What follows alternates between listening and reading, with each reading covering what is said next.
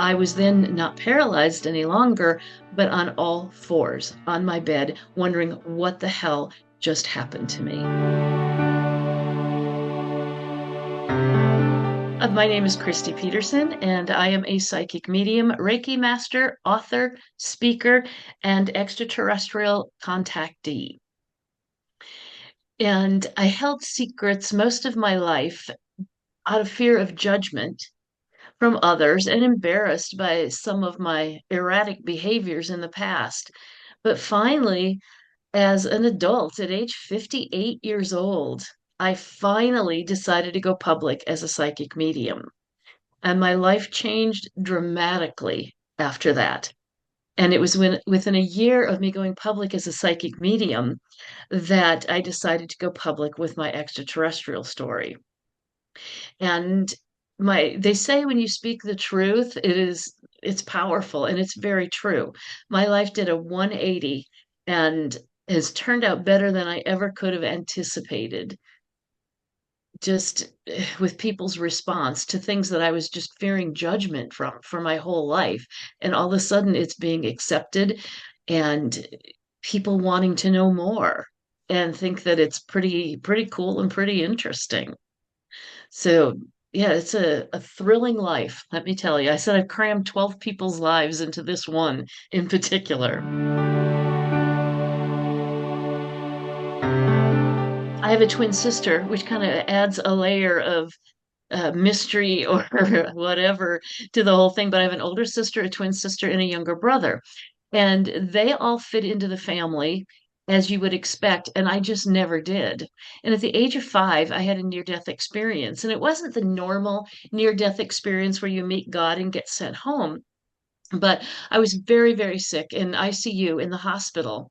And I remember in the middle of the night that a so-called doctor came into my room and telepathically told me I would always be safe and always be protected. Well, years later, under hypnosis, it was a gray alien that was in. And then he was on the right side of my bed. On the left side of the bed were two other grays. And I had no memory of them. I just remember this very odd looking doctor. And so, with the message that I would always be safe and always be protected, well, at 5 years old, you go, why wouldn't I be? I'm a little girl from a loving family. Well, certain things stick in your brain, and I decided to take that safe and protected out for a run. And so there were many things in my childhood, not knowing what was happening to me because I wasn't consciously aware of being contacted by extraterrestrials. I just knew I was getting psychic messages. And when unsolicited or unfiltered things would come out of my mouth, that people would roll their eyeballs, they would physically step back from me. And all of these things were signs that I just need to shut up and try to fit in. And I spent my whole life trying to fit in and just couldn't do it. And I had so many different physical anomalies, everything from just constant motion sickness that every time I got into a car, a boat, anything, I was throwing up nosebleeds that were so bad, my mother had to wrap towels around my neck to catch all of the blood. I had problems with my jaw that I couldn't open my mouth all the way. I had lower back issues. It was just constant physical things. And so I was constantly going to the doctor to find out what was wrong with me. And as a little kid, you absorb that there must be something intrinsically wrong with you. And so again, I didn't fit in at all in trying to figure out exactly what was wrong with me, why all these physical things were happening to me that weren't happening to other members of my family. And then about, oh, well, we'll back up just a little bit. About the age of 12, I started to babysit. And just usually for the family that was just kitty corner from our own house. So at 2 o'clock in the morning or whenever those parents would come home and they would just watch me go home. Today that would never fly. You would be escorted to your door.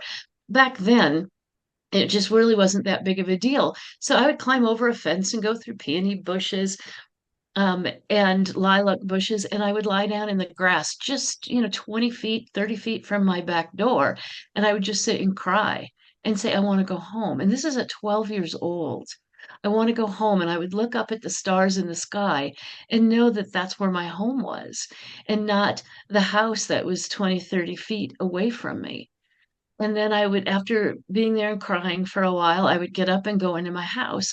And of course, the next day, the woman who I was babysitting her children would call my mom and I would get in trouble. Get home. You don't need to do that. But it was a constant thing that I needed to look up at the night sky. And no matter what was going on, I just had this urge that I wanted to go home. And even as an adult, when I was married, I would walk behind the house and cry, I want to go home. I want to go home. And one thing that really sticks in my brain about just being very odd and very different is in the early 70s, hijackings were happening at the airports. So they started putting in metal detectors. And my father didn't travel on business much, but when he did, it became a family affair. And we would, as a family, would go out to the airport and see my dad off. Well, the first time we did that, when there was a metal detector in the room, I couldn't walk through it. Absolutely could not. And you could see the other side. You could see that there was nothing there. And I was just having an absolute fit. And I was probably 15, maybe, I want to say at the time, would not go through it. And I said, I'll wait at the ticketing gate and you guys go through. And my mom, they were so angry at me, my parents. It's like, quit being a spoiled, rotten child, quit being so difficult. You're just a brat. You're all these things. And finally, my mom said, I will hold your hand and walk you through it. And I said, no, I can't.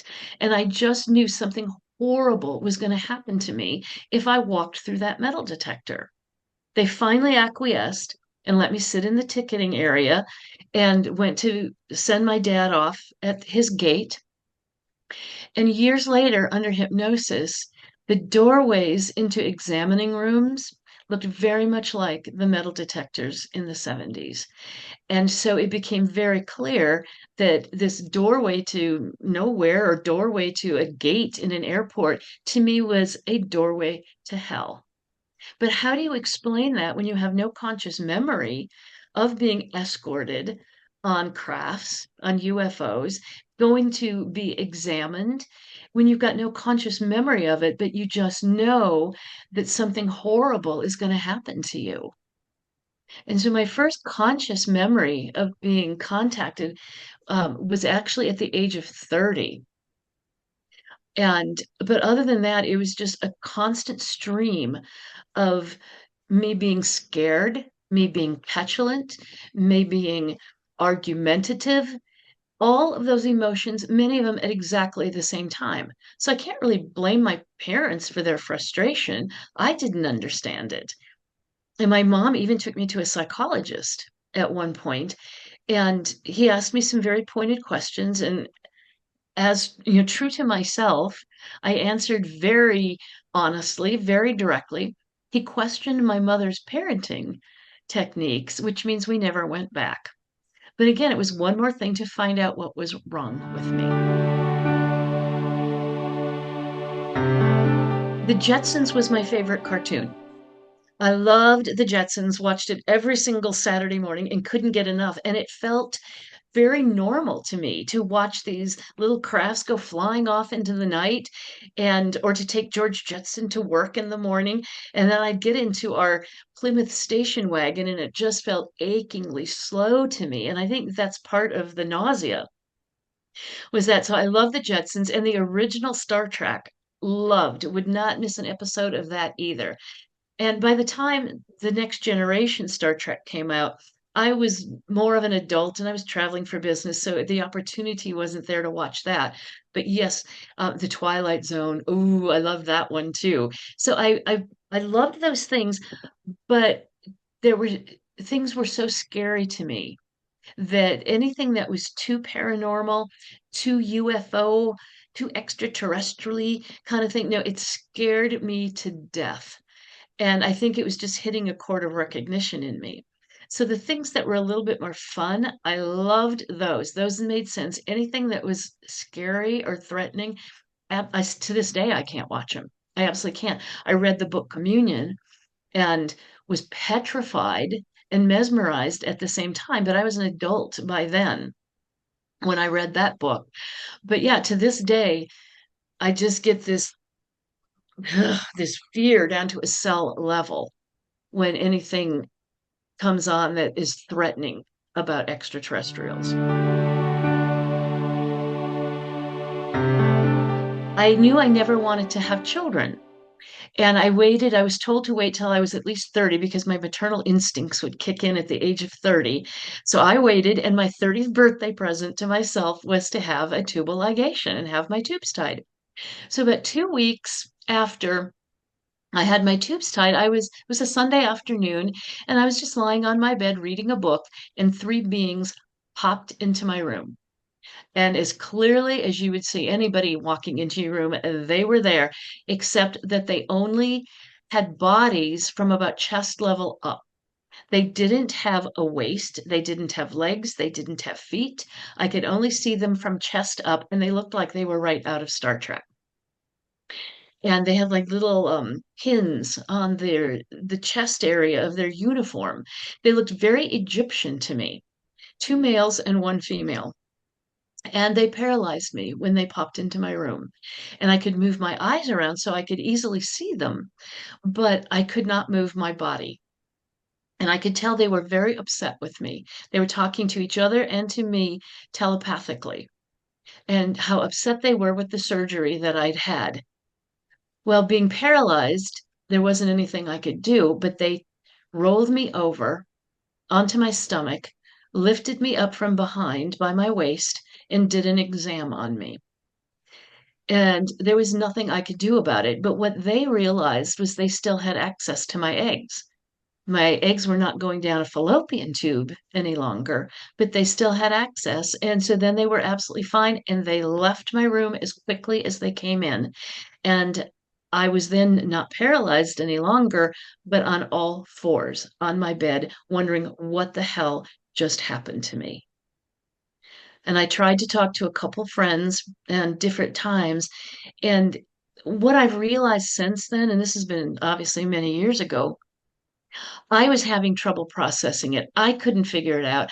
How could I expect my friends to figure it out? But at the time, that's what I needed. I needed them to absolutely understand and accept, and they didn't. And outwardly, they were going, "Oh, that's interesting. Yeah, I understand," but not being public as a psychic medium yet either, I could understand what was going through their head. And it was, can we have her committed? Can we still be friends? This is pretty cool. Who else can I tell? And again, more signs, shut up, shut up, shut up. It's not safe to talk.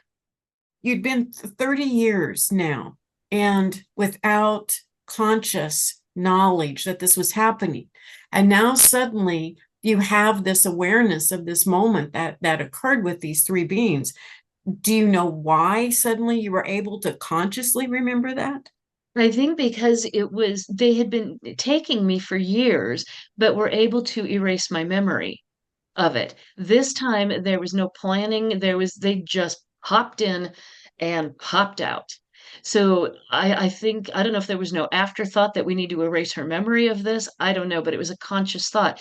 Then throughout the years, there were some conscious memories, and most of them, though, were downloads where I might just be in a business meeting, I might be walking, and all of a sudden, boom, this information would just show up in my head that yes, there was constant contact. One time I was just taking a walk outside and I was thinking, wow, I haven't had contact in quite a while. I wonder what happened. And boom, I got this huge download in my head that said, oh, yes, we've been contacting you regularly. In fact, last night we contacted you. And when that hit me, it dropped me to my knees because not only was it still happening, but it was at their will, their prerogative of when they wanted to show up, when they wanted me to remember. And the control that they had over my life just made me feel so completely helpless. And, along about then, I was doing some research and I found Dr. Jack Kasher, who is the head physicist at the University of Nebraska at Omaha. He was also the state field director for MUFON. For UFOs that had been spotted, people reporting them, they would report to him. And he was so kind. And it's so interesting. As I was walking through the campus, he agreed to have an appointment with me. And I thought, what if he believes me? What if he doesn't believe me? And both were equally terrifying to me. If he believed me, it meant that, oh my God, this stuff is true. And if he didn't believe me, oh my God, I'm crazy. Equally terrifying. He believed me. He talked to me about a support group that was going on in Omaha. And I couldn't believe it. I didn't really know UFOs were a thing. Abductions or contact was a thing, let alone there were others around me. And so I started going to this support group, and it was telling my story was like giving the universe a permission slip. That's when really the download started happening, that I was able to remember things. And I think the extraterrestrial said, okay, she's now interested. She's visiting a support group. She's doing some research. Boom, let's let her start remembering things. And the thing is they you don't remember in a chronological order. They just give you this download of information, and then I have to sort through it and make sense of it, which makes it difficult to communicate to other people when you are remembering in a non-chronological order. It's a level of crazy that I still have to wrap my head around. I question my sanity every single day. In all of the years of no doubt, contact, abduction, exams, so on and so forth, do you feel that any other members of your family were also going through any of that? I specifically asked that in hypnosis at Mhm. one point, and they said no, that I was a bit of an anomaly. And that's part of being a twin as well, or it is in my case, not in every single case. It was almost like I was a little hitchhiker and hopped on board where my twin was actually supposed to have been an only child.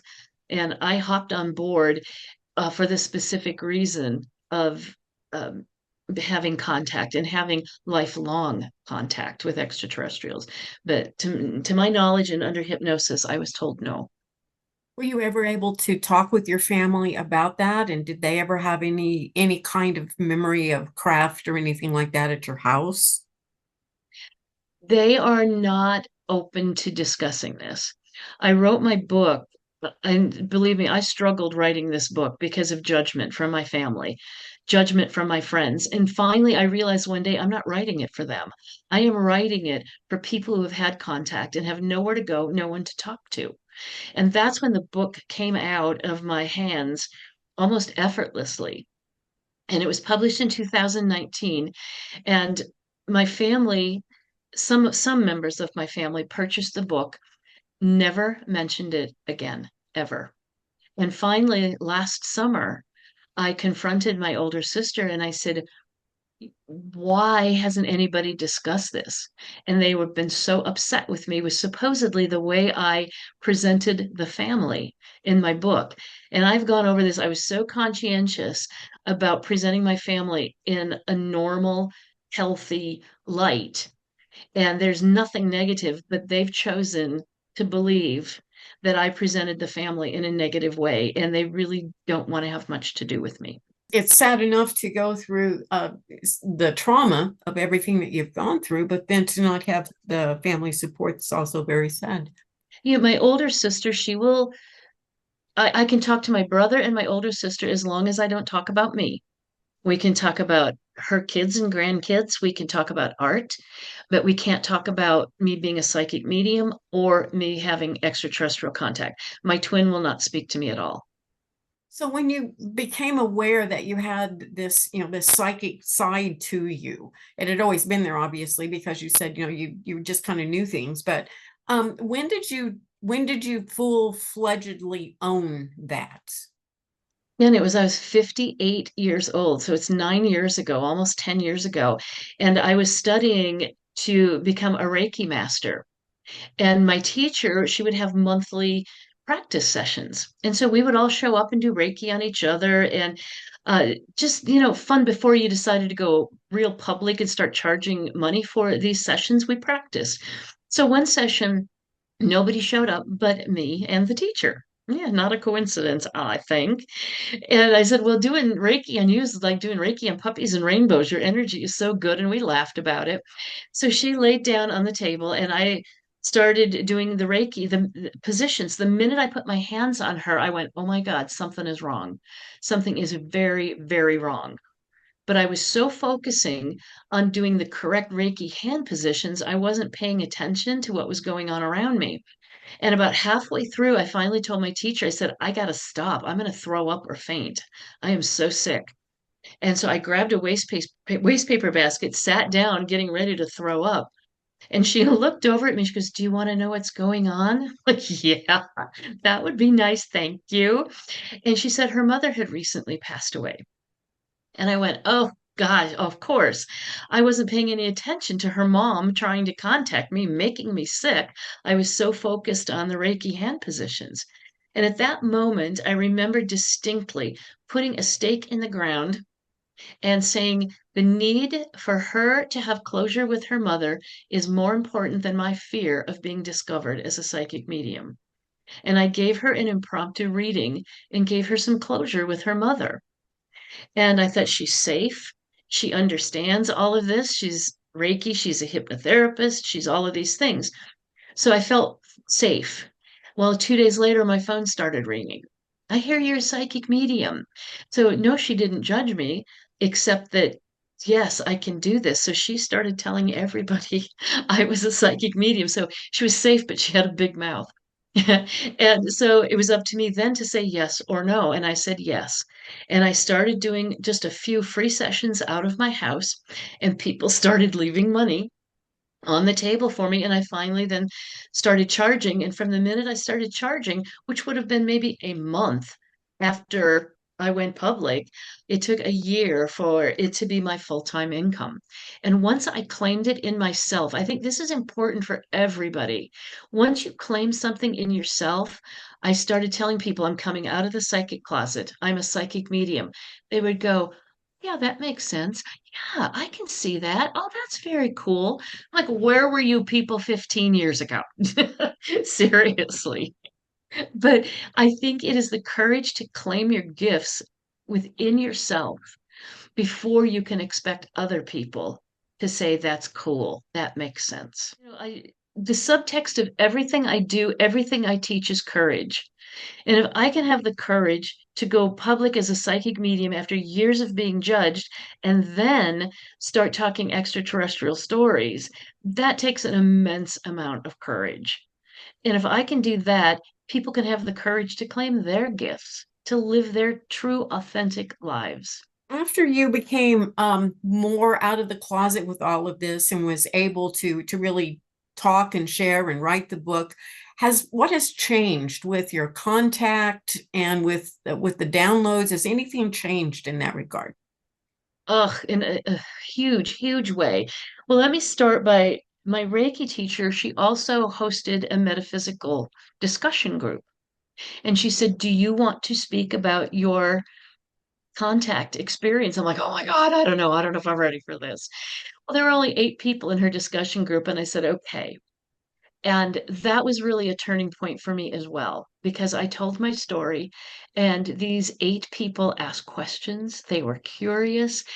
And so I started contacting other metaphysical discussion groups and asked if I could be a speaker. And they said, yes, yes, yes, every single time, because my ultimate goal was to pay it forward with Dr. Kasher introducing me to the support group, which was now defunct. The guy who hosted it passed away. And so I started speaking in groups to people to start forming my own support group, which I did in 2018. And we're up to about 34 members right now. So that is huge, a huge piece of it where other people can tell their stories too. But what has changed is as the downloads started happening, the ETs would show up in my bedroom in the middle of the night, which is terrifying. And people say, other contactees say, well, it wasn't scary. And I said, no, once I was on the craft, it wasn't scary at all. But how would you feel if you had human beings show up in your bedroom in the middle of the night, let alone extraterrestrials? And I could feel a shift in the energy before they even got there. And I would have this stark terror come through me. And then, boom, I was gone. And I'd wake up on a craft, on a gurney, in line to have an examination and not be afraid at all. It was just like, okay, well, this is what it is. It's a soul contract on some level. And then, boom, I would wake up in the morning in my bed and my head might be at the foot of the bed. I might have blood on the bed. Any number of things could happen. So as I'm trying to make sense of that, I get contacted by another group of extraterrestrials, which I like to call the technological group. The difference is extraordinary. Where I felt a bit victimized with the Greys, taking me, examining me, taking my eggs, and at will, with this technological group, they were teaching me things. And I have a conscious memory of being on a craft and being shown how to program things, technological things, shown people that I was going to save in a crisis, in this big, huge fire. And that always felt like I was part of the greater good. So there came a point at one time, and believe me, there's a lot of stuff in between, where I said, I'm breaking the contract. I rescind any contract with extraterrestrials. And I did, and I felt lonely. It was the weirdest sensation. And so I started thinking about it a little bit deeper, and I didn't want to be the victim of physical exams anymore. And I kept that contract broken. But I reinstated the contract with the technological group because it felt like I was doing something for the greater good. And that's where we're at today is, to my knowledge, I no longer have contact with the Greys, but I have ongoing contact with this technological group where they've taught me how to fly crafts. And I am in charge of a group where I fly the craft and we go to other planets to help them either evacuate or heal. And each member of this group is in charge of a different piece of this. Personally, I'm in charge of underwater life. So that would be whales, dolphins, fish, things like that, to either help evacuate them or help heal the water around them, the food source around them, so that they can heal and survive. Where other people in my group are in charge of plant life. I'll call it human life, even though they're not humans. So all different aspects of life on another planet. That's what we do. That's a huge thing, and I'm very happy to be a part of that. But no more contact with the Greys. The craft, something that caught my attention. You said that you were taught, how to drive this craft or basically operate it. And it was like to save people from fires. Was that here on Earth? Was that on other planets? Do you know what that fire was about? I don't know. And when he showed me this huge fire, people screaming and running, he said, "These are the people you're going to save." And I said, "I don't know what you're talking about. I've never been in a fire. I've never saved people. I have no clue." And he said, "You'll know what to do when the time is right." Well, since then, many years later, it feels very metaphorical to me because now, as a psychic medium, and some of the other work that we'll get into here in a minute, that I am saving people from themselves. It doesn't have to be a fire. It doesn't have to be nuclear war. It doesn't have to be any of that. It is to save them from the programming that they've had their entire lives, where they're not achieving what they came here to achieve and learning what they came here to learn. They're living out programming that we've all had from the minute we were born. And it's to teach them that they can reprogram themselves. They can delete information that no longer serves them. So the way it is now being, presented to me is that I'm saving people from themselves, teaching them how to save themselves. I thought of that as well when you said the fire. I thought kind of a metaphor for transformation of some sort. You know how fire Yes. turns into energy or heat or whatever, Yeah. it transforms something. Yeah. Exactly. But it took me, many, many years to have that kind of morph and change in my consciousness. If these beings that have had contact, which obviously sounds like two kind of different groups, do they tell you where they're from? No. Mm-mm. Well, I'm going to take that back. We're going to go down a little bit of a rabbit hole here. Is that all right? It's okay. Yeah. All right. The Greys, I have no idea where they're from. They've never told me that. The technological group, my teacher on this craft that was teaching me programming and the technical stuff and showed me these holographic images. Well, we fast forward now to 2021, and I'm getting ready to teach an automatic writing class. And I thought, well, if I'm going to teach this class, I think I need to practice a little bit. So I put pen to paper, and what came through is allow me to introduce myself. My name is Ramadir, and I come from or hail from the planet Eurytes. And I said, well, are you my spirit guide? And he said, no, I'm a guide of your planet. Well, he and I wrote a couple more pages. I taught the automatic writing class and thought I was done. Well, 9 months later, I'm on vacation with a friend on a beach in California, and I'm journaling. And I heard, put your pen down, shut your journal, enjoy your vacation. We'll download when you return. Okay. The day I got back, pick up your pen, pick up your journal. I am Ramadir, and we're going to write a book together. So I start channeling this spirit called Ramadir, and we're writing this book together. Well, towards the beginning of the book, the energy became very familiar to me. And I said, wait a minute, Ramadir, I said, are you my teacher on the craft that day? And he said, finally, you figured it out. So my teacher on the craft that is introduced in my book, We Are Not Alone, is now showing up as Ramadir, and we've written a book together.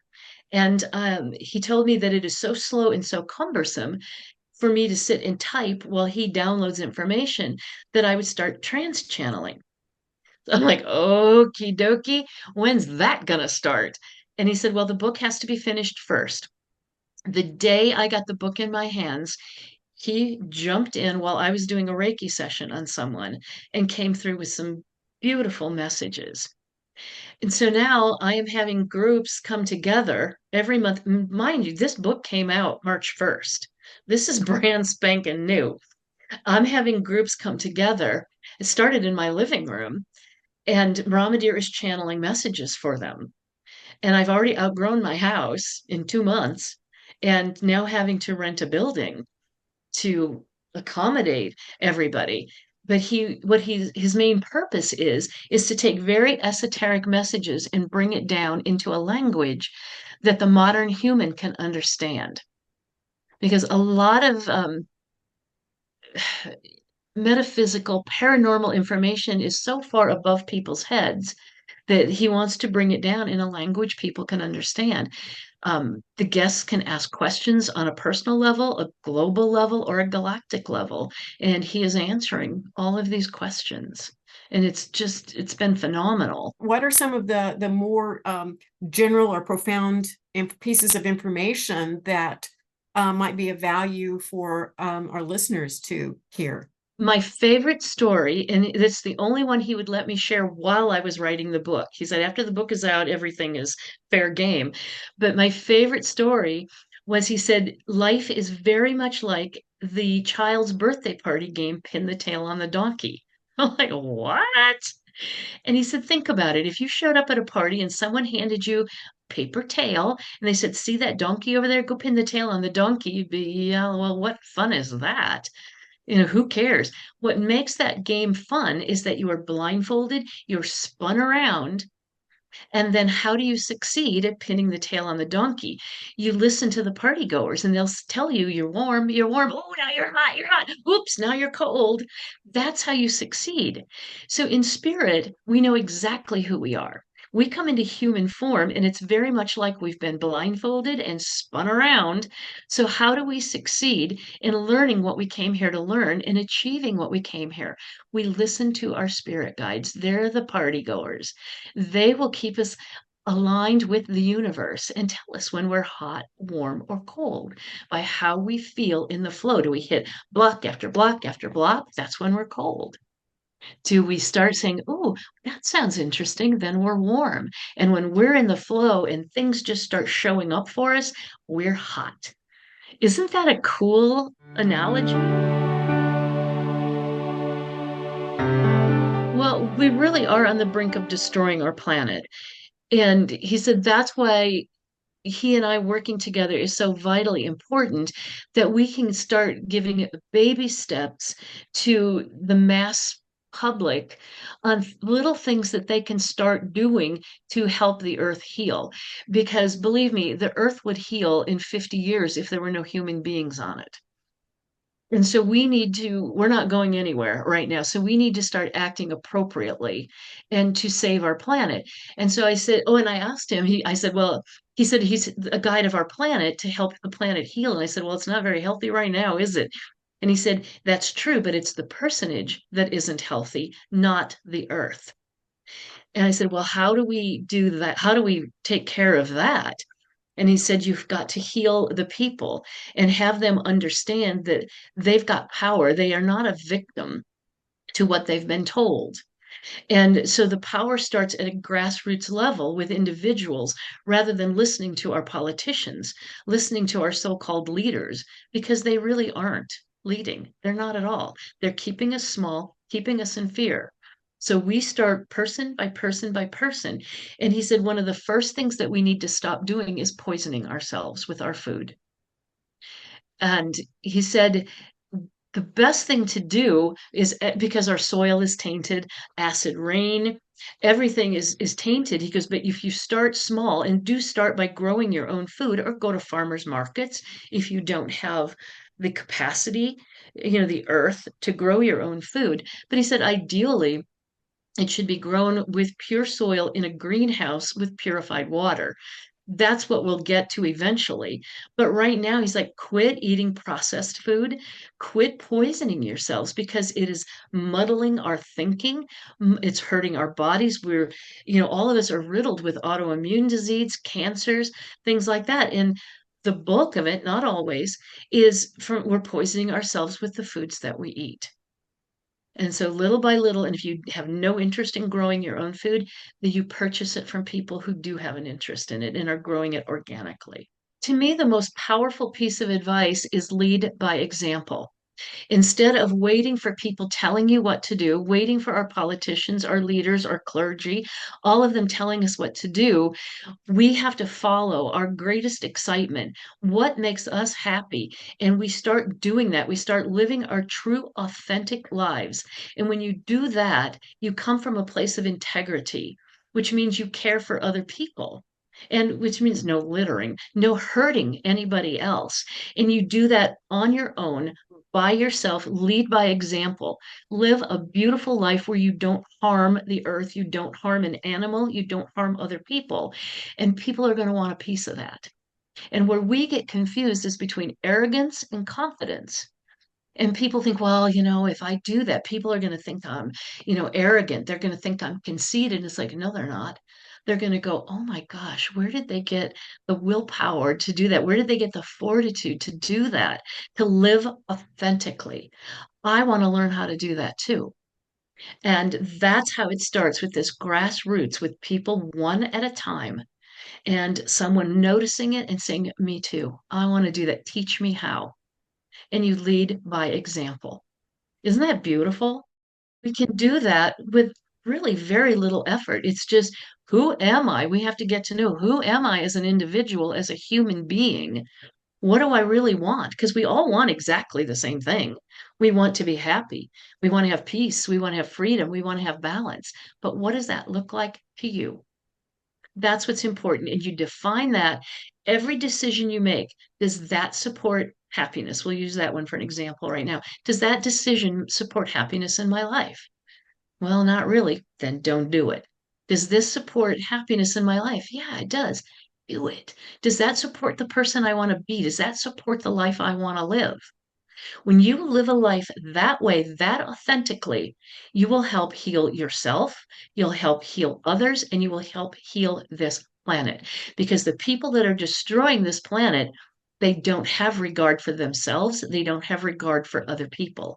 Once you start loving yourself, respecting yourself, you start loving and respecting other people. You lead by example. Best advice ever. Did they give you any kind of an indication as to why they wanted your eggs? Yes, they are creating a hybrid race. and that is to seed another planet. And this is multi-layered because they are creating this hybrid race, and some of them are living amongst us on Earth right now. And those are the ones that are teaching us, they are leading by example to take care of our wildlife, to take care of our animals.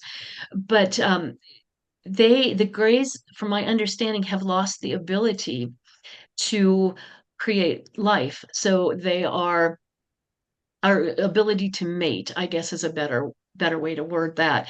And so they are using human eggs, human sperm, along with some of their own genetic material to create a hybrid race to seed another planet.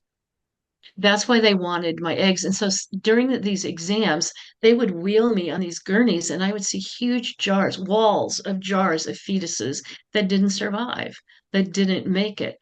And in a conscious state, I'd be horrified. But there, I just looked at it and was like, wow, that's interesting, as they would wheel me by this wall. Well, at one point, and this is a very conscious memory, they came to get me and they said, my daughter needed me. And part of me was questioning my daughter, and part of me was not surprised at all. And I agreed to go on this craft because they said my daughter was experiencing failure to thrive because she had too much human in her. And they brought me on a craft, put me in a room, very sterile looking room, relatively small. And they brought in this little girl that appeared to be maybe a year and a half, 2 years old, but she weighed ounces. She didn't even weigh a pound. She had snow white hair, which I did have as a child, and just very sparse, a few little sprigs of this snow white hair. Her pallor looked like death to me. And they put her in my arms and left the room. In every maternal instinct that I didn't think I had kicked into gear.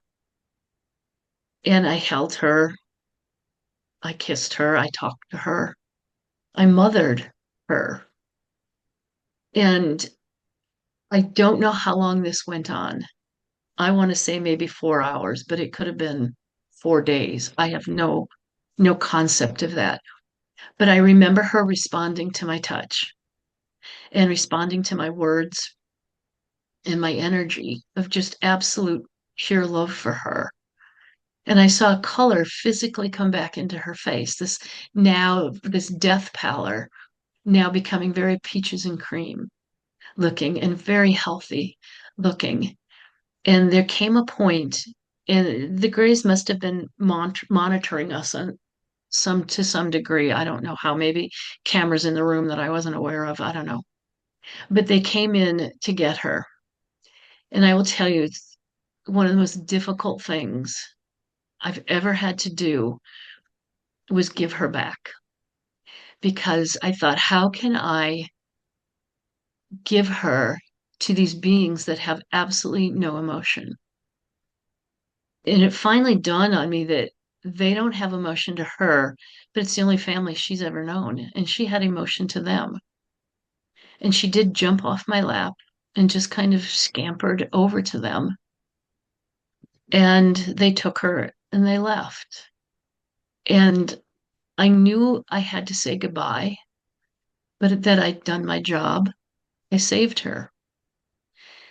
Somewhere in this process, I must have made a deal with the Greys that I would come and save my daughter if I could meet my other children, because I knew on a soul level there were more than just her. So they walked me down a hallway to like a small gymnasium, two sliding doors that they opened, and there were about 35 children in there, looking very alien, but they were so skinny. It's like they didn't have any skeletal system at all. They were so skinny, these big, huge heads, these big black eyes, black hair, stringy, like my daughter, only black instead of the white. And they were just in there kind of playing games, looking around, and they looked at me like some benign intruder. And I looked at them like the aliens they were. I had absolutely no connection to them whatsoever. closed the doors and left and got consciousness again in my bedroom, going, oh my God, I've got at least 30, 35, 36 children. The only human connection I had is to my daughter. To my knowledge, we've never seen each other again. However, Ramadir has told me we've actually been together on many occasions, but I have no memory of that. I don't care if I ever see those 35 other children. Doesn't matter to me in the least. But her, I just want her to be well. I want her to be happy. And I want her to live a life that is meaningful to her and of service to others.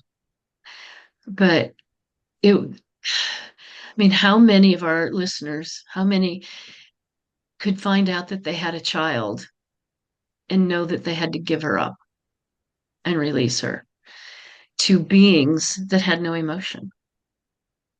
It's unspeakable, the pain. Going back to the beings, do you know if the Greys and the technological people, the ones that taught you how to operate the craft, do you know if there's a connection between those two? I'm going to say no, but there is a connection, but not in the way people would think.